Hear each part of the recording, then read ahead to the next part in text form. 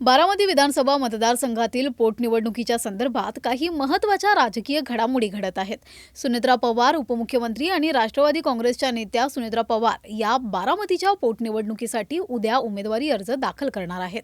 या पोटनिवडणुकीला बिनविरोध करण्याची एक मोठी राजकीय तयारी चालू आहे. नमस्कार, मी आरती आणि आपण पाहत आहात आवाज इंडिया मराठी, शोध सत्याचा.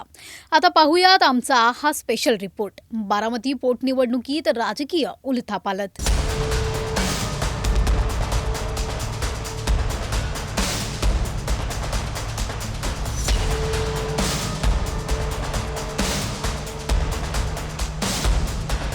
सुनेत्रा पवार आणि काँग्रेस प्रदेशाध्यक्ष हर्षवर्धन सपकाळ यांच्यातील फोनवरून चर्चा करण्यात आलेली आहे आणि त्यात काँग्रेस पक्षाने उमेदवार न उभा करता त्यांना पाठिंबा देण्याची विनंती केली असावी.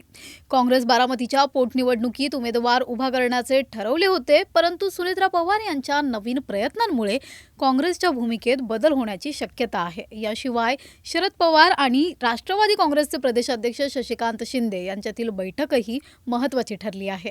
त्यात पोटनिवडणुकी संबंधी राष्ट्रवादी काँग्रेसच्या भूमिकेबद्दल चर्चा करण्यात आली. या संदर्भात संजय राऊतांनी अजून काही ठरलेलं नाही असं सांगितलंय. बारामती विधानसभा पोटनिवडणुकीच्या संदर्भामध्ये त्या दिवशी पक्षाच्या वतीने जाहीर करण्यात आलेलं आहे की अजितदादांना श्रद्धांजली म्हणून आम्ही ती निवडणूक लढवणार नाही. राहुरीच्या बाबतीमध्ये आज आम्ही चर्चा केलेली आहे. त्या दिवशी सुद्धा आम्ही चर्चा करून बैठक घेतलेली आहे. राहुरी विधानसभेच्या बाबतीमध्ये महाविकास आघाडी म्हणून मी शिवसेना उद्धव बाळासाहेब ठाकरे यांच्या नेत्यांशी आणि त्याचबरोबर काँग्रेसच्या नेत्यांशी चर्चा करून आम्ही ती निवडणुकीच्या संदर्भामध्ये की आपल्या राष्ट्रवादी शरद पवार पक्षाची जी जागा असल्यामुळे ती लढवण्याच्या संदर्भातून किंवा काय करायचं यामध्ये आज चर्चा करून घेणार आहोत. बसून रोखून आहे.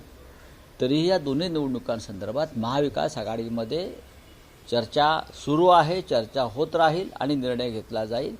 महाविकास आघाडी एक संघ आहे आणि राहील. सर, तुम्ही आता राहुरीबाबत म्हटलात की तुमच्याकडे 3 इच्छुक उमेदवार तुम्ही लढण्याच्या तयारीत आहात.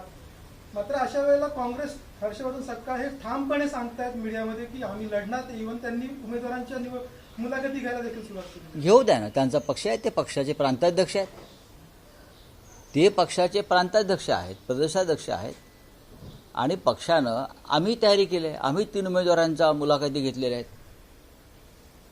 प्रत्येकानं कधी कोणावर निवडणूक लढण्याची वेळ येईल राजकारणामध्ये युद्धासारखं असतं, सदैव तयार असलं पाहिजे. कोणावर जबाबदारी पडेल निवडणूक लढण्याची सांगता येत नाही. आम्ही स्वतः आमच्या उमेदवारांशी चर्चा केलेली आहे. आमच्याकडे 3 उमेदवारांशी आम्ही चर्चा केलेली आहे.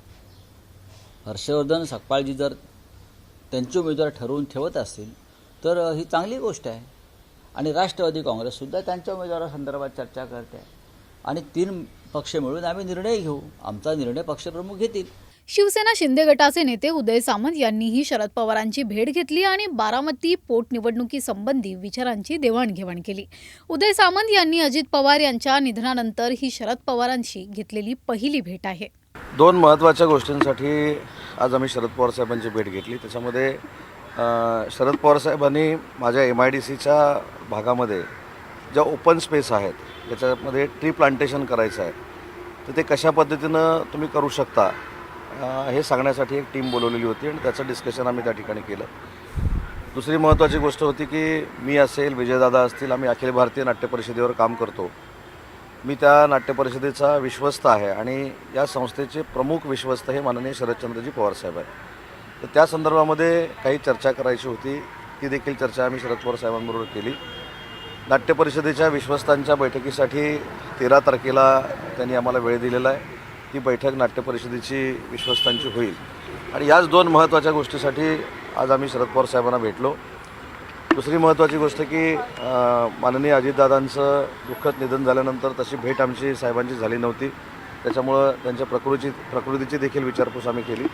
आणि सगळ्यात महत्त्वाची गोष्ट की पवारसाहेब हे राष्ट्रवादी काँग्रेस पार्टी शरद पवार पक्षाचे जरी अध्यक्ष असले तरी देखील महाराष्ट्राच्या कृषी क्षेत्रामध्ये असेल किंवा महाराष्ट्राच्या प्रत्येक क्षेत्रामध्ये असेल त्यांनी भरीव काम केलेलं असल्यामुळं त्यांचं मार्गदर्शन मिळणं हे आमच्यासाठी आनंददायी बाब आहे. काँग्रेस पक्षाने पोटनिवडणुकीत उमेदवार उभा केला तरी सुनेत्रा पवार यांना इतर पक्षांच्या उमेदवारांचा सामना करावा लागेल. विशेषतः धनगर समाजाच्या OBC आंदोलक लक्ष्मण हाके किंवा काँग्रेसच्या संभाव्य उमेदवार आकाश मोरे यांच्या रूपात. शिवाय काँग्रेसच्या निर्णयावर राज्य आणि केंद्रातील काँग्रेस नेत्यांची भूमिका महत्त्वपूर्ण ठरणार आहे, कारण त्याच्यामुळे या पोटनिवडणुकीच्या निकालावर प्रभाव पडू शकतो. अशाच महत्त्वाच्या बातम्या बघण्यासाठी बघत रहा आवाज इंडिया मराठी, शोध सत्याचा.